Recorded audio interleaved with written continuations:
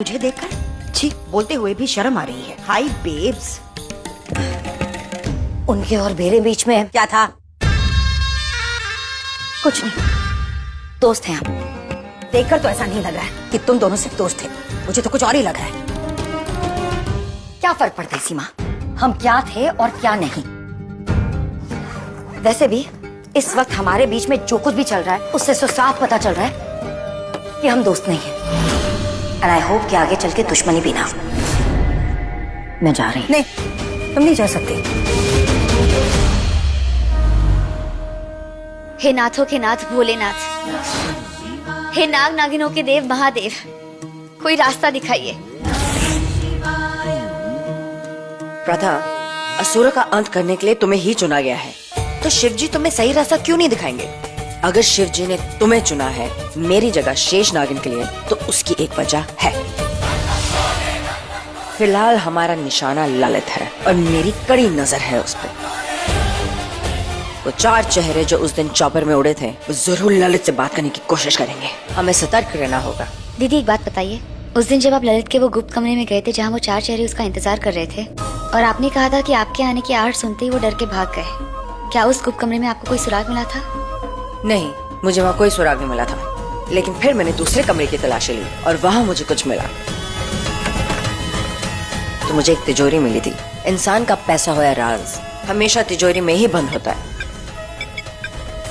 तो जब मैं वो तिजोरी खोलने गई, वो खुली ही नहीं। फिर मैंने देखा वो तिजोरी फिंगरप्रिंट से खुलती है। इसका मतलब वो तिजोरी ललित के हाथ की उंगलियों के निशान से ही खुलेगी। हाँ, मुझे भी यही लगता है। जल्दी घर चलिए दीदी, मेरा दिल कहता है कि हमें उस तिजोरी में ही उन 4 चेहरों का कोई ना कोई सुराग जरूर मिलेगा। आपने रास्ता दिखाई दिया शिव जी। जय भोलेनाथ। जय भोलेनाथ।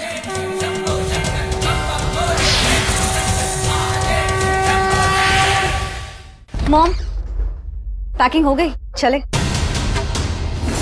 चलो उर्वशी, मेरी बात तो सुन।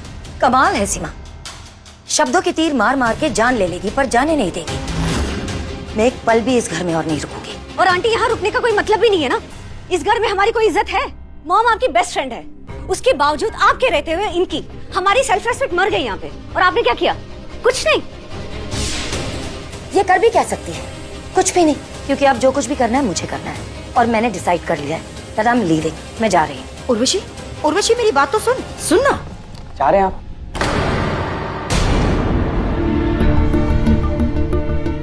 बाहर माहौल ठीक नहीं है, कहीं जगह कर्फ्यू लगा है, कहीं जगह लॉकडाउन। ऐसे में ट्रैवल करना बहुत डिफिकल्ट होगा।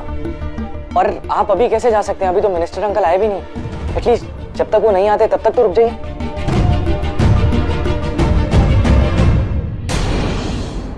रिम, प्लीज रुक जाओ, प्लीज।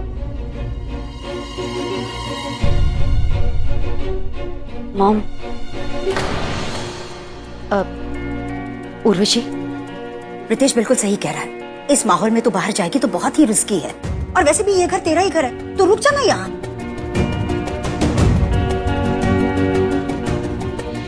बेटा, मैं हूं तेरे साथ।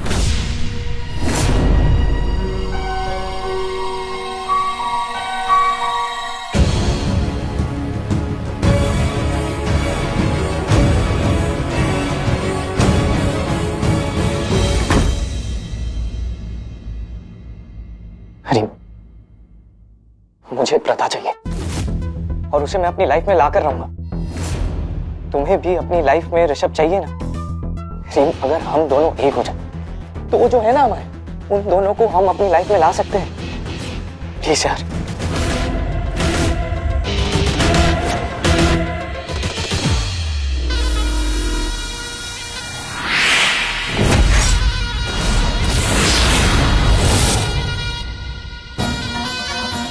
दीदी, हमें किसी भी तरह वो तिजोरी खोलनी होगी।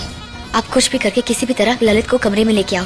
तब तक मैं अपने कमरे में जा रही हूँ। मैंने अपनी केचली बदली थी और ऋषभ के आने के डर से मैंने जल्दी में वो अलमारी में छिपा दी, इससे पहले कि वो किसी और मुझे अलमारी से निकाल के उसे किसी और जगह छिपाना होगा। हाँ,